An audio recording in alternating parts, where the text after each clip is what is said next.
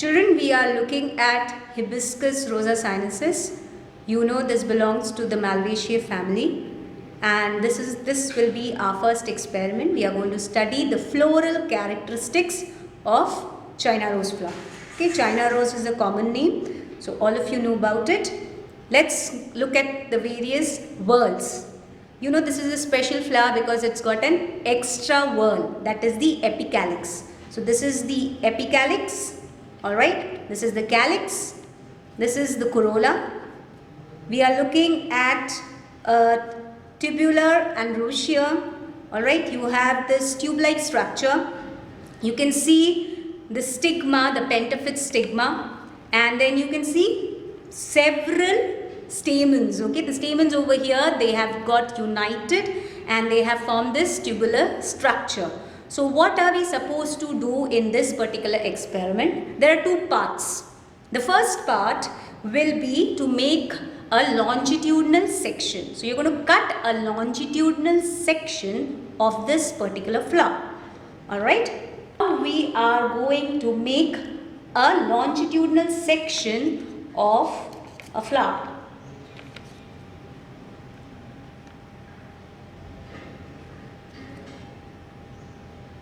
Now when you make a longitudinal section, what you need to be careful about is that it needs to come, the pedicel is not so important, but the other parts, the androecium, the gynoecium, okay, all of it should be cut right from the center. Alright, so we are going to split it into two equal halves, and you can have the best part focused and shown to your examiner. You can see I have split it into two. Alright. Okay. So I have to be careful that I don't damage the tubular part. So I'll be very careful while I split it into two. Even the petals. So on one side, we will be having, okay, on one side you will be seeing that the androecium, there will be say around 2 petals. On the other side you will be having say around 3 petals.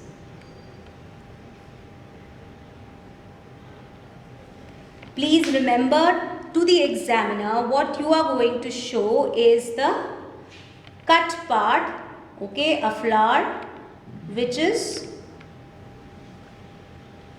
having just half of the entire thing. So the other half you need not show.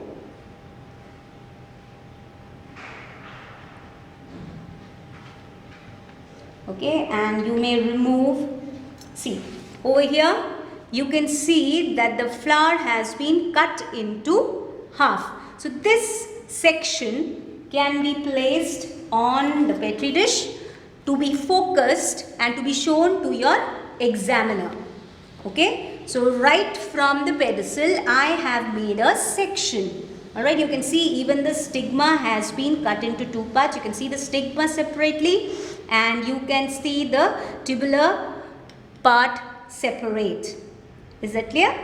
And see, you have part of it. You have the calyx part, you have the corolla. There are just 2 petals. So all the floral whorls have been cut into 2 halves. So this is one part of the experiment.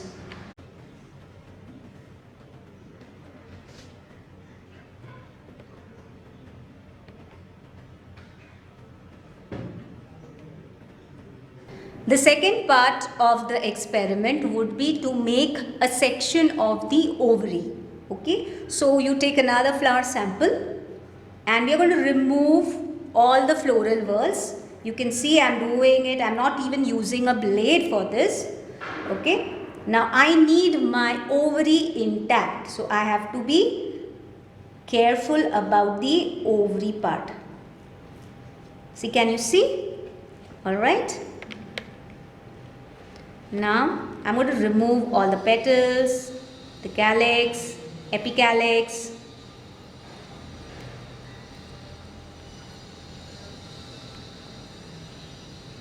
See, this is the style, alright. The calyx has also been removed. Okay, so now we are going to make a section of the ovary.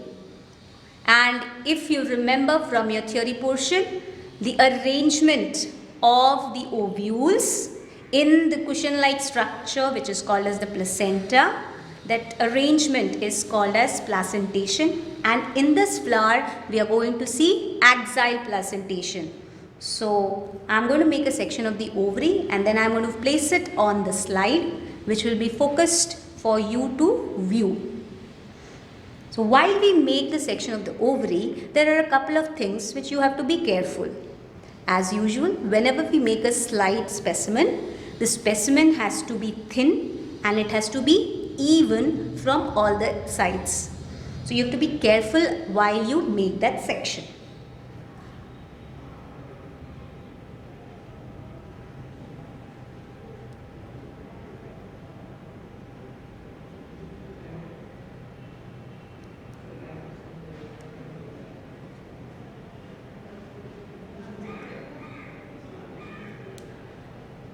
If you want, you may remove the epicalyx also.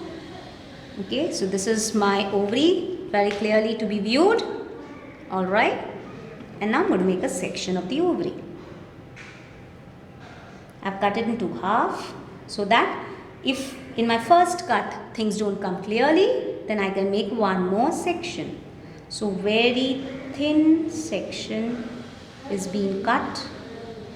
Okay, can you see I have made a thin section and this section is going to be placed onto the slide and you're going to view it under the dissecting microscope. Okay.